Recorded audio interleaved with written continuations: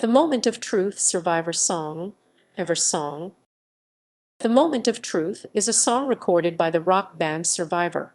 It was the first hit single with their new lead singer Jimi Jamison from Cobra, replacing Dave Bickler due to vocal problems. After making the no. 1 hit Eye of the Tiger for Rocky Roman III, the band was asked to perform a composed song for the 1984 film The Karate Kid.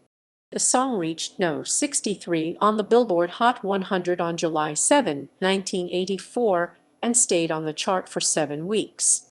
The song was later reissued on the Vital Signs album in 2009 by Rock Candy. Music video.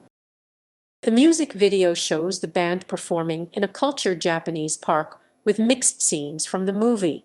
The song is written by Bill Conti, Dennis Lambert, and Peter Beckett and published by Carousel label. Charts. Cover versions. Mary Hamada covered the song in her 1985 album Rainbow Dream. References